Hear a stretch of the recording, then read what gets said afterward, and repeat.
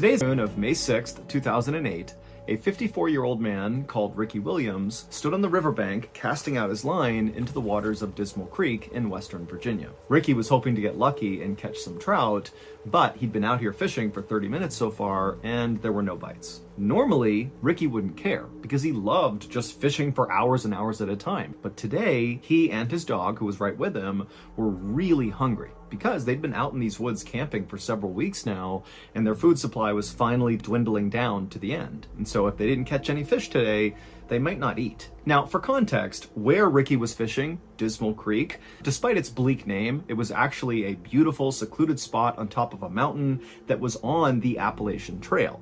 The Appalachian Trail is a very famous 2,200-mile-long trail that runs up and down the east coast of the United States. And why that is relevant is because there's this special code for people that hike on the Appalachian Trail. And the code, which all hikers know, is basically if you come across another hiker on the Appalachian Trail, it is your responsibility to help them if they need help. And it is their responsibility to help you if you need help.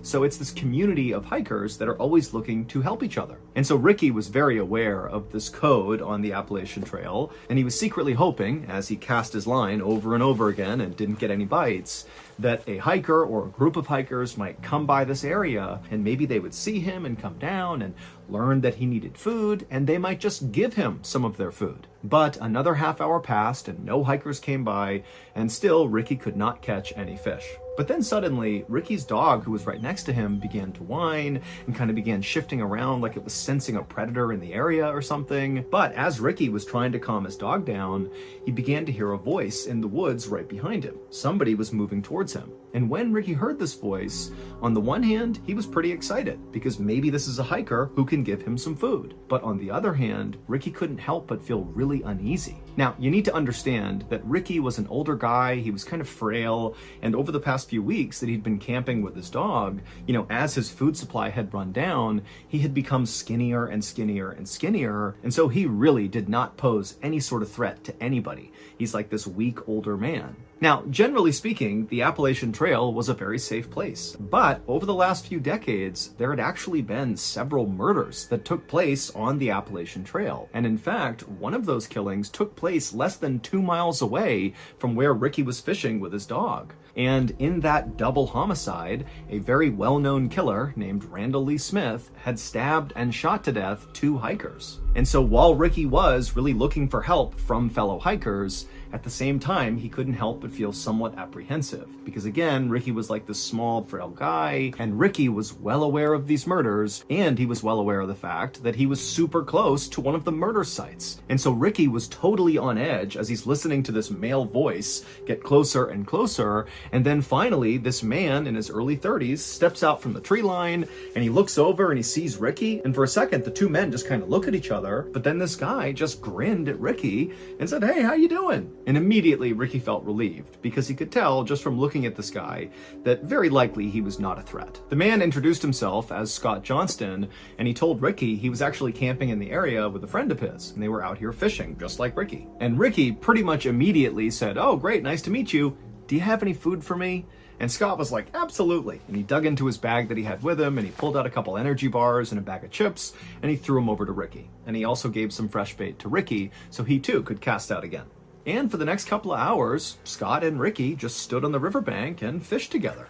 And after a while, the trout did start biting and they did start catching fish. So the day kind of turned into a great outing for Ricky. And it got even better because as soon as the men were done fishing, Scott asked Ricky if he wanted to join him and his friend back up at the campsite for dinner.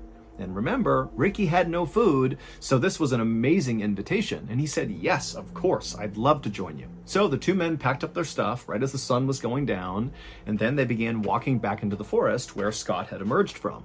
And as they were walking, Scott's fishing pole got tangled on a low-hanging branch, and he was really struggling to get it out of the tree. And so finally, he just told Ricky to, go on ahead. My campsite's right up there. It's a straight shot. Just go up the hill, and you'll see it.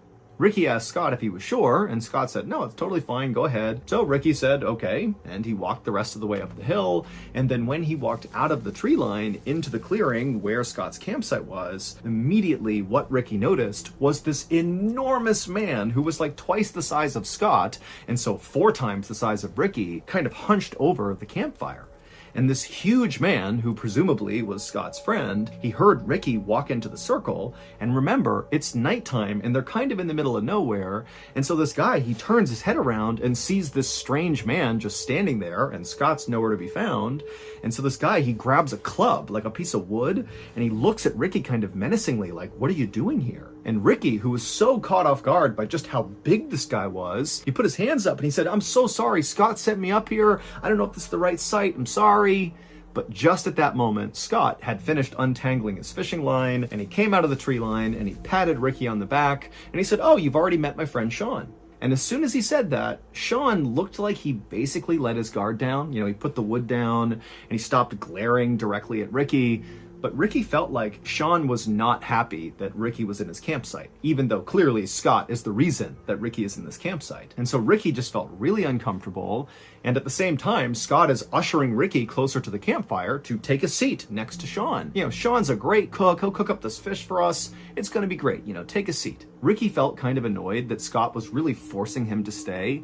But Ricky didn't want to be rude and just kind of abruptly leave, so he did take a seat next to Sean, who definitely was not excited to be sitting next to Ricky, and Ricky just kind of sat there waiting to see what would happen next. And what happened next is Scott walked over to Sean and handed off all the fish that he and Ricky had caught so that Sean could begin to prepare them, to cook them.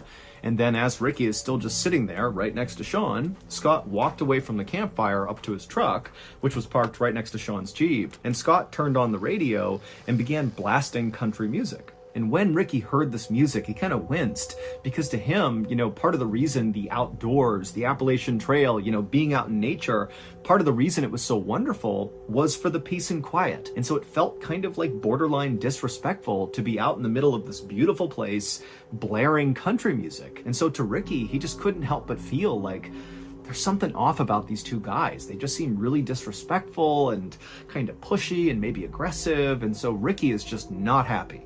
But again, Ricky didn't say anything and didn't attempt to leave because, again, he's really hungry and so is his dog, and he needs to eat that fish. A moment later, Scott walked back from the truck and took a seat next to Sean, and then he, along with Sean, pulled out their knives and began deboning the fish. And as they were doing this, Ricky, again, is just kind of sitting there doing nothing, and so he kind of meagerly asked, you know, hey, can you give me a knife and I'll clean a fish? But Sean and Scott kind of waved him off and said, don't worry, we got this. And so Ricky just continued to sit there nervously, as all he could watch was the flashing of the light bouncing off their blades. But eventually, Scott and Sean finished deboning all the fish, and they put their knives away, and at that point, they began cooking the fish over the open flame.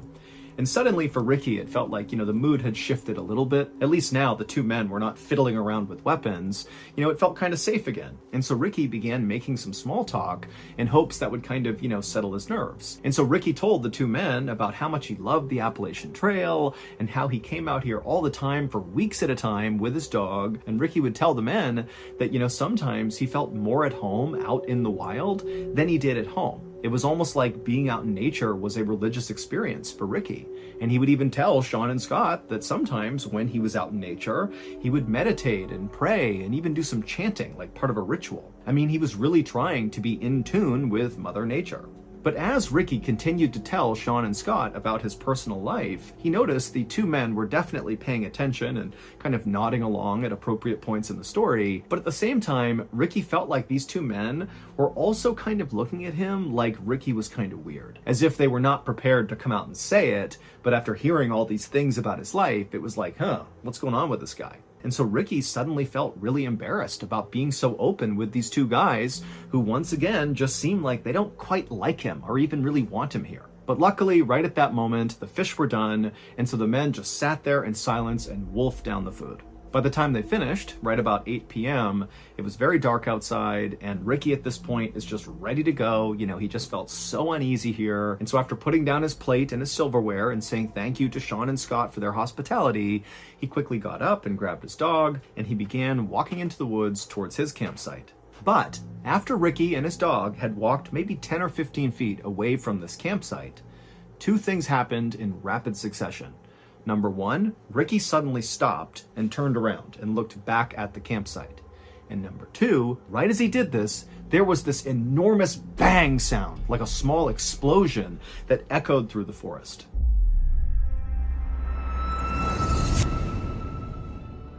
Okay, so if you're not listening to our show called Run Fool, then you are really missing out on a truly special and unique podcast. Now, it's technically a horror podcast, but honestly, it's so much more. Every episode is a fresh take on terrifying lore, like a modern ghost story wrapped up in a tightly spun narrative. Also, remember, Run Fool is a Ballin Studios podcast, which means there's always going to be a big plot twist or reveal at the end. Rodney Barnes is the iconic host of Run Fool, and every story he tells on there, it feels like this fully immersive horror movie. Also, the sound design on this show is like expert level. Barnes really knows what he's doing. Even if you never watch the show, you should tune in just for a second, at least once, just to hear Barnes's radio voice. It is like the best, most soothing voice I think I've ever heard. So if Run Fool feels like a show you might like, go run and follow the show and start listening. Also, be sure you stick around till the end of today's video because we're going to play a clip from last week's episode of Run Fool.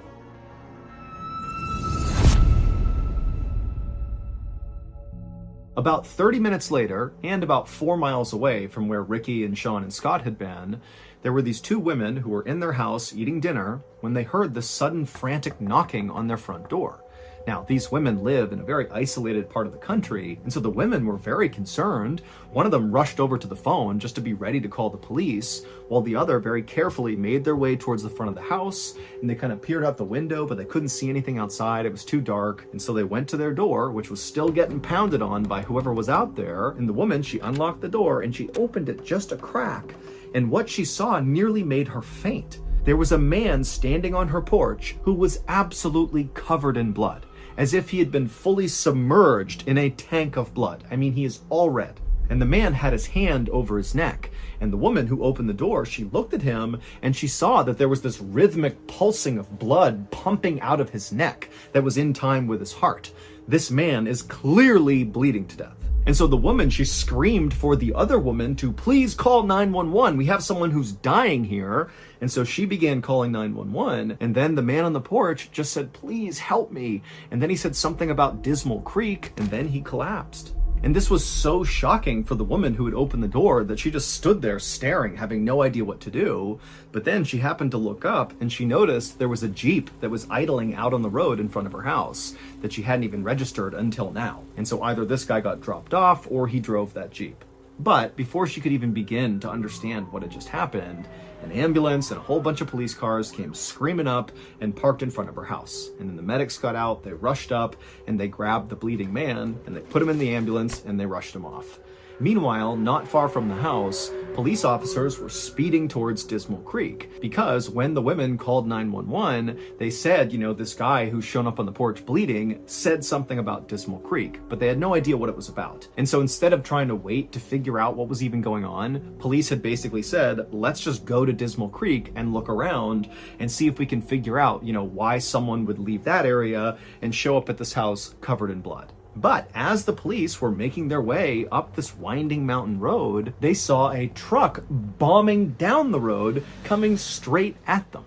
And the truck, they initially hit their brakes and did kind of attempt to get out of the way of the police cars. But after this truck had basically come to a stop, the driver of the truck just hit the gas all over again, and they veered wildly off the side of the road into an embankment, and they crashed and flipped several times and then came to a stop.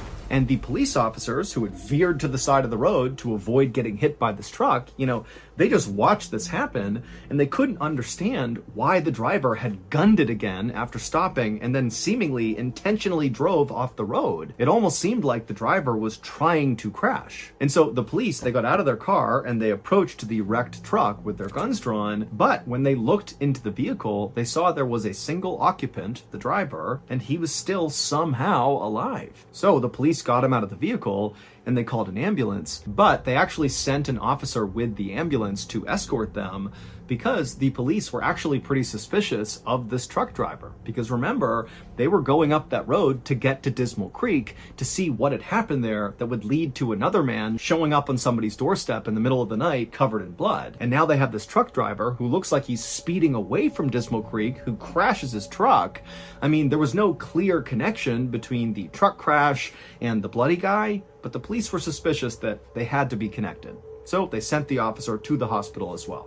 About 30 minutes after the truck crash, the police left the scene and continued the rest of the way up the road to Dismal Creek. And once they got up there, the police fanned out all across the area and just began looking for anything. Just any clue that might explain what the heck happened here, if anything happened at Dismal Creek at all. And pretty quickly, the police actually did find something unique. In the middle of the Dismal Creek area, they found a campsite. But it was not the campsite where Sean and Scott were staying, where Ricky had gone and shared dinner with them.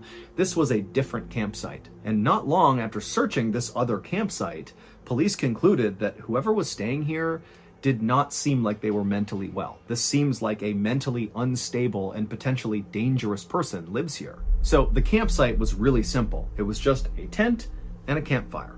But when the police lifted up the flap and looked inside the tent, they found a collection of 30 knives along with a police scanner that basically picked up police radio chatter in the area, so you could listen to a scanner and basically know what the police were doing in your area. There were also all these weird piles of clothing. Some were for kids, some were for adults, some were for men, some were for women. There were piles of eyeglasses, and there were 8 pairs of women's underwear.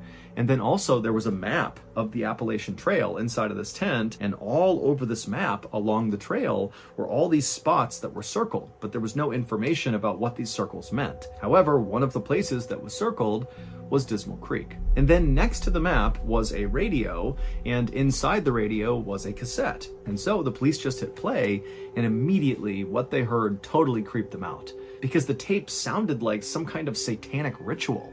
It was basically this one man's voice just kind of howling and chanting over and over again. But by far, the most shocking thing that was found inside of that tent was a single piece of paper. And this piece of paper was a birth certificate, and the name on the birth certificate was a name that basically all police in this area knew, and in fact, anybody living in or around the Appalachian Trail definitely would know this name. And the identity of this person, the name on the birth certificate, was the key to putting together all these seemingly disconnected events that had happened on this night. From the explosion when Ricky walked away from the fire, to the bloody man at the house, to the truck crash, they were all connected through this single person. A few hours earlier, after Ricky had gotten up and walked away from Sean and Scott's campsite, and then after barely making it onto the trail, he had turned around and there was that loud explosion. Well, at that point in the story, Ricky, who's now looking back at the campsite and looking at Sean and Scott, he can see that the two of them, they've heard the sound too, and they were now staring at each other with looks of absolute shock and terror on their faces. But then Ricky watched as Sean reached up and touched his face, and he put his hand out in front of his face and it was covered in red. And the reason for that was because Sean had just been shot in the face, because that loud explosion was the sound of Ricky shooting his gun at Sean. And as Sean and Scott stood there staring at each other in absolute disbelief, Ricky, who's still in the tree line, ran towards the fire and just kept on shooting. And so Sean at this point, as he sees Ricky coming into the campsite, he stands up and kind of staggers back and falls on the ground. But Scott, who's not hurt at this point, he just gets up and starts running away from the campsite. And Ricky turns his attention towards Scott and he shoots at him and he hits him straight in the neck and also in the back. But somehow Scott just kept on running despite these horrible wounds. And so Ricky watched as Scott disappeared into the woods. And then Ricky turned back to Sean, who's laying on the ground and can't go anywhere. He's been shot in the face. And Ricky just casually raised his gun and shot Sean right in the chest. But amazingly, Sean, after getting shot this second time, it created what must have been the most extreme adrenaline rush ever, because he jumped up to his feet and right in front of his attacker, he just turned and sprinted to his Jeep. He hopped inside, fired it up, and just sped away as fast as he could. And when Sean flipped on his headlights and turned a corner after getting away from the campsite, he looked down the road and he actually saw his buddy, Scott, who had run away first, come tumbling out of the woods onto the road. And so Sean, who's gravely injured, drives over next to Scott and he stops the Jeep long enough for Scott to climb inside, and they shut the door and they speed their way towards the nearest help, which happened to be that house where those two women lived. And so it was Scott, who looked like he was drenched in blood, who knocked on the women's door. Sean was down in the Jeep out on the road, but he was just too weak to get out and come up to the door as well. But when the ambulance and police arrived, they would find not only Scott up on the porch, but also Sean in the Jeep, and both men would be taken to the hospital via helicopter. And then as for the man who was driving the truck down the road away from Dismal Creek, who then crashed right in front of the police, well, the driver of that truck was Ricky Williams. However, that was not his real name. There was no Ricky Williams. That was the name he just used. His real name, which was on the birth certificate that police found in that other campsite inside of the tent, was Randall Lee Smith. The same infamous Randall Lee Smith who had murdered those two hikers not far from Dismal Creek. That double homicide had happened in 1981, and Randall was caught and convicted. But he was paroled 15 years later in 1996 for good behavior. And for 10 years after that, Randall lived with his mother and he wore this electronic bracelet and, he followed the rules. But by 2008, his electronic bracelet had came off, and even though Randall had attempted to continue living with his mother, it just wasn't tenable. He didn't have enough money, and so ultimately he packed up his things, grabbed his dog, and moved out onto the Appalachian Trail. And on May 6th, 2008, when Sean and Scott arrived in Dismal Creek to go fishing, Randall was waiting. Nobody has any idea why Randall murdered those two hikers back in 1981 or why he targeted Sean and Scott in 2008. All we know is that Randall Lee Smith was very mentally unwell and very likely viewed the Appalachian Trail as like his sacred place. This is his home. This is the place he loves more than anything. And so maybe, he felt like Sean and Scott had somehow disrespected the Appalachian Trail, and that was enough to attack them.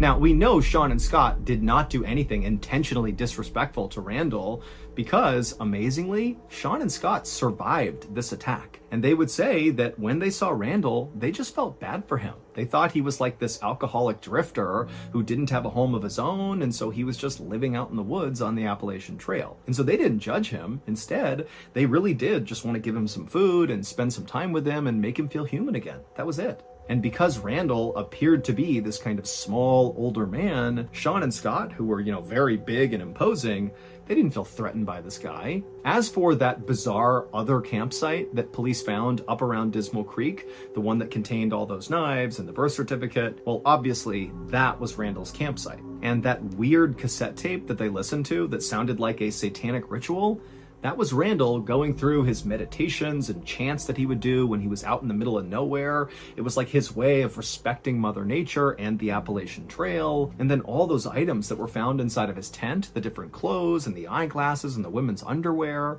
it's believed those could be Randall's other victims. However, when police pulled DNA samples from all of those items that were found inside of his tent, like the clothes and the underwear and the eyeglasses, well, those DNA samples did not match any of the missing people or murder victims in the police's database, and so that wasn't useful. And then also, police went to all those places on that map that were circled, and with the exception of obviously Dismal Creek, they didn't find anything else at the other locations that suggested any violent event had happened there.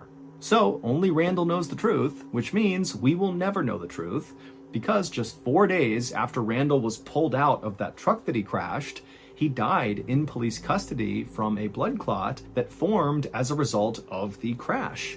And in those 4 days that Randall was in custody, he never gave up that there were any other victims. Today, Sean still has a bullet in his head and in his chest, and Scott still has big scarring on his neck and on his back. But both men have made a full recovery, relatively speaking, and they still go back to Dismal Creek all the time to go camping and fishing.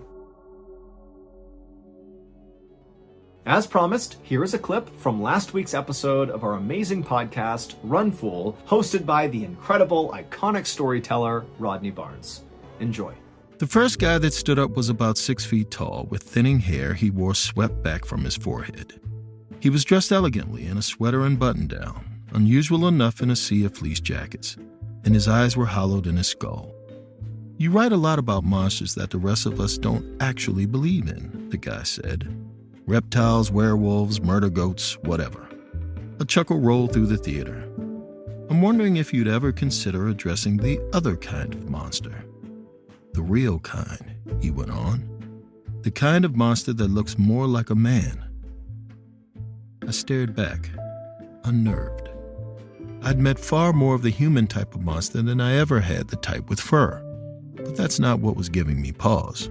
Instead, it was the certainty that this guy had a story to tell. I was right about that, because his story, it would be one of the most frightening tales I'd ever heard. So that's going to do it. If you enjoyed today's story, be sure to check out our podcast called the Mr. Ballin Podcast, where we literally have hundreds of stories that sound an awful lot like this one, but many of them are only on the podcast. Again, it's called the Mr. Ballin Podcast, and you can listen to it on Amazon Music or wherever else you get your podcasts. Thank you so much. Until next time, see ya. Wait, don't go anywhere. If you're looking for more strange, dark, and mysterious videos, click here.